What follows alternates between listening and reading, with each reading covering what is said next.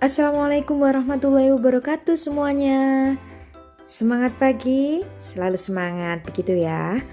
Meskipun kita tidak bisa melakukan pembelajaran tatap muka karena pandemi COVID-19 ini belum juga berakhir, tetapi saya harap kalian selalu semangat, tetap semangat dalam belajar bahasa Indonesia ini ya.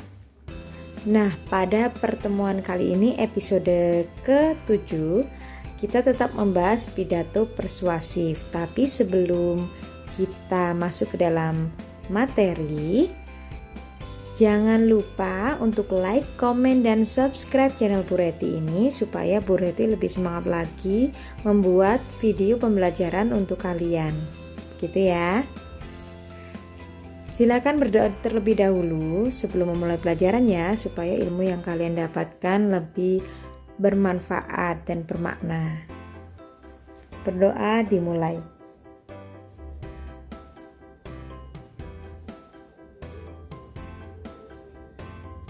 Selesai.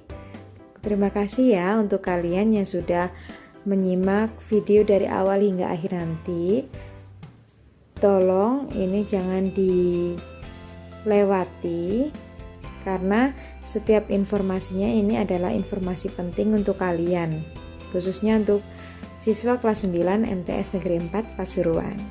Gitu ya. Saya ingatkan lagi, untuk kata dan puisi wajib satu anak sekali saja. Jadi kalau kalian sudah mengumpulkan kata dan puisi, ya sudah, berarti tugas kalian selesai gitu ya. Saya ingatkan lagi, ini mengapa kalian harus mengumpulkan? Karena untuk menambah nilai kalian yang kurang. Jadi ini penting sekali gitu ya. Nah, apa yang akan kita pelajari hari ini? Kalau pertemuan sebelumnya di episode 6 kita telah membahas struktur teks pidato persuasif.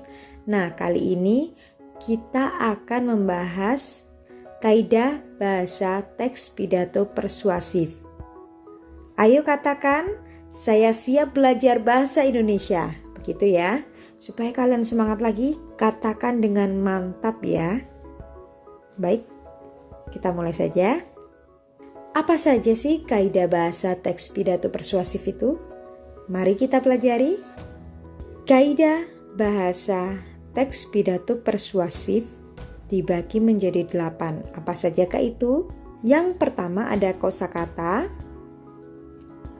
ketepatan diksi atau pilihan kata, kemudian kata sapaan, kata tugas, kata benda abstrak, kalimat persuasif, kalimat aktif, dan kalimat efektif.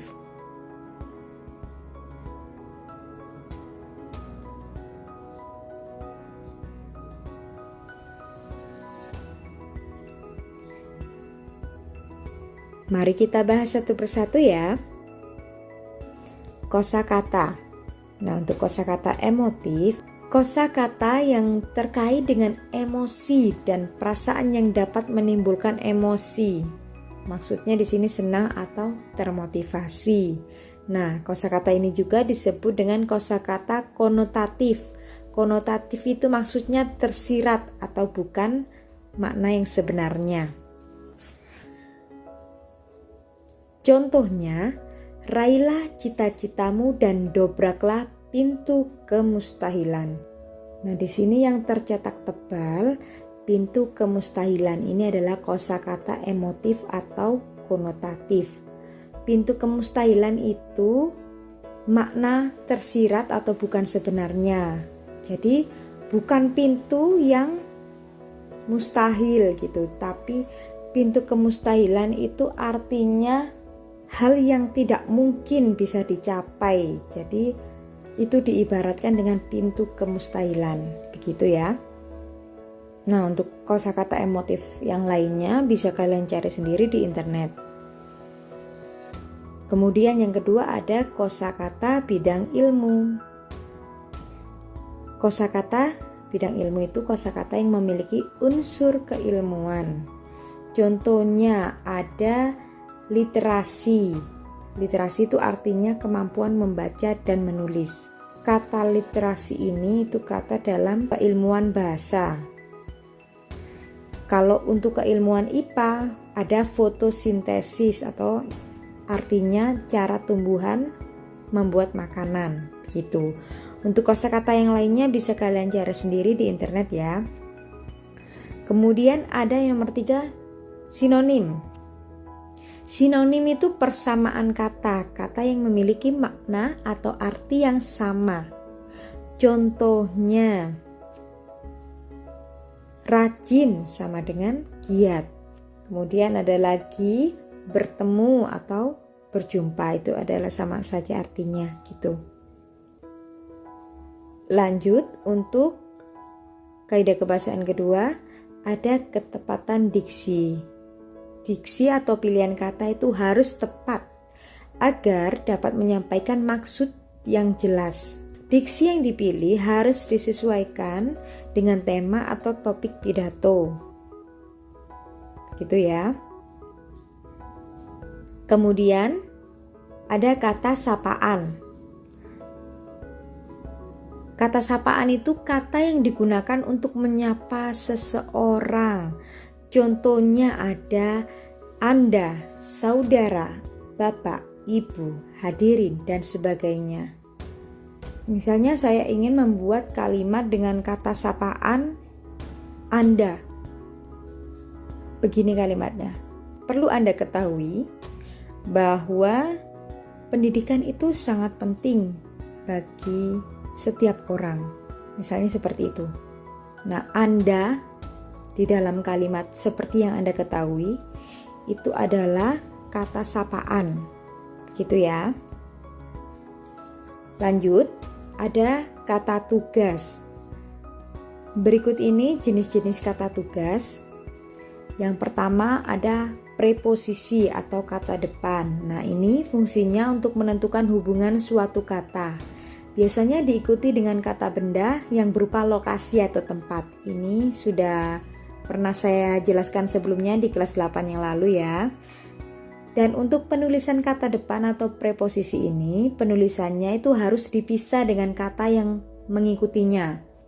Contohnya, di Jakarta, dari sekolah ke sawah. Nah, ini kata yang mengikuti kata depan itu tadi itu berupa kata benda yang berupa lokasi atau tempat, gitu ya. Kemudian ada konjungsi atau kata hubung.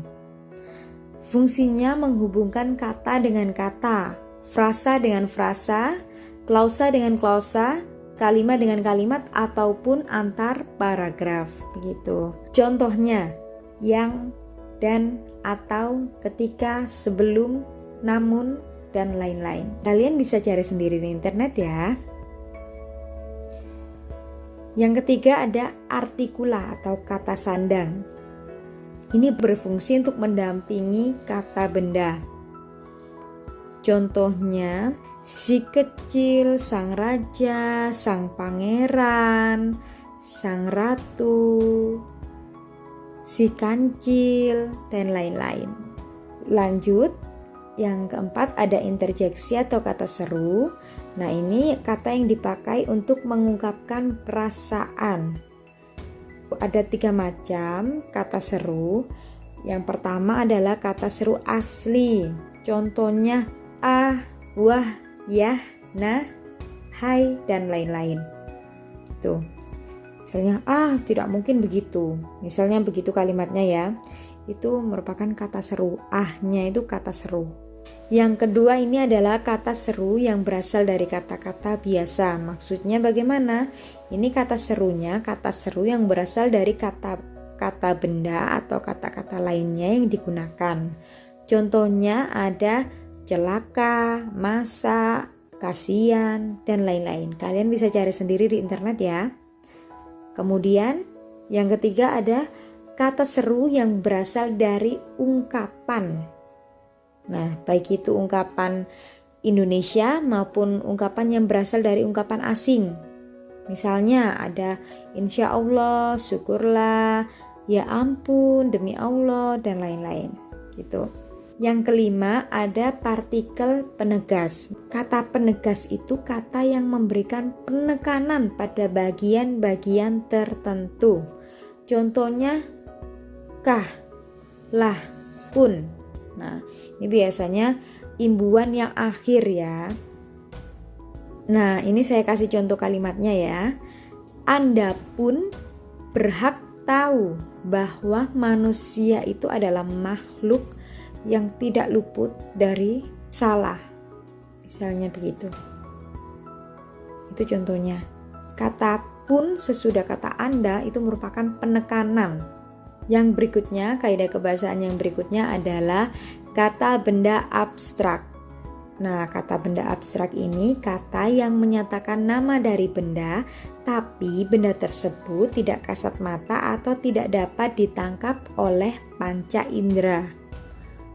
Contohnya ada keyakinan, udara, dan kesetiakawanan. Seperti yang kita tahu, keyakinan. Keyakinan itu kata benda, tapi kita tidak bisa melihat secara langsung, tidak bisa ditangkap oleh panca indera. Tetapi keyakinan itu ada, gitu loh. Ini adalah kata benda abstrak. Contoh kalimatnya, kita harus memiliki keyakinan bahwa pandemi ini akan berakhir. Nah, kata yang bercetak tebal itu adalah kata benda abstrak. Paham ya? Kemudian, kaidah kebahasaan berikutnya, ini adalah kaidah kebahasaan yang paling penting dalam teks pidato persuasif, yaitu kalimat persuasif. Nah, tujuan kalimat persuasif ini untuk membujuk, mengajak, dan mempengaruhi seseorang untuk melakukan tindakan atau sesuatu. Biasanya menggunakan kata ayo, mari, dan kata-kata yang bersifat mengajak lainnya. Nah, biasanya menggunakan tanda seru di akhir kalimat. Gitu ya. Contohnya, mari kita belajar dengan giat supaya kita menjadi orang yang sukses di masa depan. Misalnya seperti itu. Itu adalah contoh dari kalimat persuasif. Nah, selanjutnya ada kalimat aktif. Kalimat aktif itu suatu kalimat yang subjeknya atau S lambangnya melakukan tindakan yang diungkapkan dalam predikat atau P lambangnya terhadap objek O. Contohnya, saya punya kalimat, saya mengucapkan terima kasih yang sebesar-besarnya kepada berbagai pihak yang hadir dalam kegiatan kita kali ini. Ini merupakan kalimat aktif. Mengapa demikian? Mari kita uraikan dari fungsinya. Kata saya di sini itu memiliki fungsi subjek. Kemudian mengucapkan memiliki fungsi predikat. Predikatnya berupa verba. Verba itu kata kerja, mengucapkan, gitu ya. Kemudian terima kasih merupakan objek. Kemudian frasa yang sebesar-besarnya adalah pelengkap. Kepada berbagai pihak yang hadir dalam kegiatan kita kali ini adalah keterangan. Kalian harus tahu ini ya, pelengkap itu tidak dapat dipindahkan, tapi keterangan dapat diletakkan sebelum subjek. Nah, kita coba ya, apakah betul demikian? Coba kita lihat pelengkap. Pelengkapnya yang sebesar-besarnya. Bisakah itu misalnya saya pindahkan di depan sebelum subjek? Yang sebesar-besarnya saya ucapkan terima kasih. Jelas kalimatnya tidak terterima kalau seperti itu. Kita coba yang kepada berbagai pihak yang hadir, itu kita pindah, letakkan di sebelum subjek. Kepada berbagai pihak yang hadir dalam kegiatan kita kali ini, saya mengucapkan terima kasih yang sebesar-besarnya. Nah, itu masih masuk. Jadi kalimatnya terterima. Karena masih masuk ke dalam logika ya. Nah, gitu. Mengapa terima kasih yang sebesar-besarnya itu tidak dijadikan satu menjadi objek saja? Karena frasa terima kasih tanpa ditambahi frasa yang sebesar-besarnya itu masih bisa terterima menjadi sebuah objek, gitu ya. Tetapi kalau yang frasa yang sebesar-besarnya saja itu tidak bisa terterima, karena kan kita tidak tahu apa sih yang sebesar-besarnya itu apa, untuk apa gitu. Jadi tidak ada gabungannya gitu loh. Jadi frasanya itu menjadi tidak terterima gitu. Berarti frasa yang sebesar-besarnya itu merupakan pelengkap atau tambahan gitu ya. Paham sampai sini? Kemudian pelengkap itu tidak dapat dipindahkan menjadi subjek ketika kalimat dipasifkan, sementara objek bisa dijadikan subjek ketika kalimat dipasifkan. Coba kita pasifkan ya untuk pelengkapnya. Yang sebesar-besarnya diucapkan saya. Kan tidak bisa, kalimatnya menjadi tidak terterima. Sedangkan untuk frasa terima kasih, kita ubah kalimatnya mulai dari saya hingga terima kasih, kita ubah menjadi kalimat pasif. Terima kasih diucapkan oleh saya. Nah, itu kalimatnya bisa diterima. Karena frasa terima kasih itu bisa diubah menjadi kalimat pasif di dalam saya mengucapkan terima kasih. Begitu ya. Kalau kalian kurang paham, silakan kalian catat pertanyaannya, kemudian boleh diketik di kolom komentar atau di WA ke Bu Reti.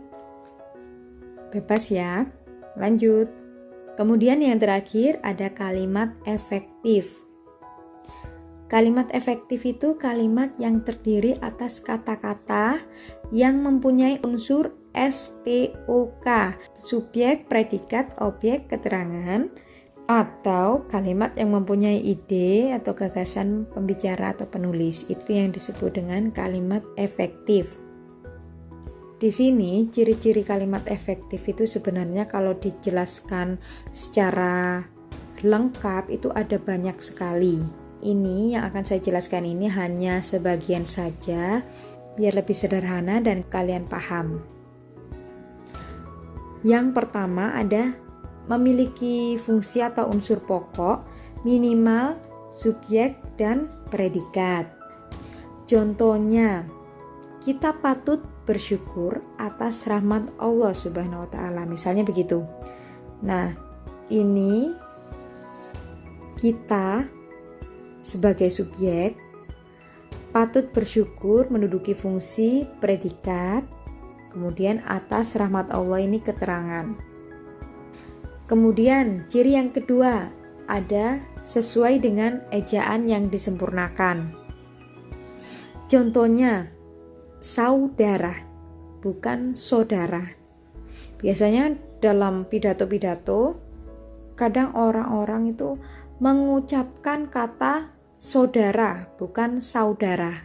Yang sesuai dengan ejaan yang disempurnakan itu adalah kata saudara, bukan saudara, gitu ya. Kemudian yang ketiga, kalimatnya mengandung makna yang diterima akal sehat atau dalam artian logis. Keempat ini, maaf ini saya salah ketik. Keempat, menggunakan kehematan penggunaan kata agar lebih efisien dan tidak berlebihan. Contohnya, nah ini adalah kalimat yang salah karena yang bercetak tebal di sini ada sangat dan sekali. Sangat dan sekali merupakan sinonim, sama ya, artinya sama, yaitu lebih. Jadi agar tidak terlalu berlebihan, salah satu kata sangat atau sekali ini harus dibuang supaya kalimatnya itu menjadi kalimat yang efektif. Nah, seperti ini. Saya sangat senang karena diberi kesempatan berpidato. Atau boleh kalimatnya seperti ini. Saya senang sekali karena diberi kesempatan berpidato. Begitu ya. Nah, ini masih banyak lagi. Kalian bisa cari sendiri di internet untuk ciri dari kalimat efektif. Lanjut. Baiklah, tugas untuk pertemuan kali ini. Yang pertama, silakan buatlah satu contoh kalimat yang menggunakan kata benda. Ini kalian bisa pilih. Kalian pilih kata kebaikan atau ilmu. Salah satu saja. Kalian pilih kata kebaikan. Buatlah satu contoh kalimat dengan menggunakan kata kebaikan itu. Begitu. Boleh dipilih salah satu, mau kebaikan atau mau ilmu. Terserah ya. Yang kedua, buatlah satu contoh kalimat persuasif. Nah, ini kalimat persuasif kan sudah saya jelaskan berulang kali ya. Di kelas 8 juga sudah ada penjelasannya. Saya yakin kalian pasti bisa membuat kalimat persuasif. Yang ketiga, buatlah satu contoh kalimat yang berisi kata sapaan. Saya minta kalian membuat dengan contoh kata saudara.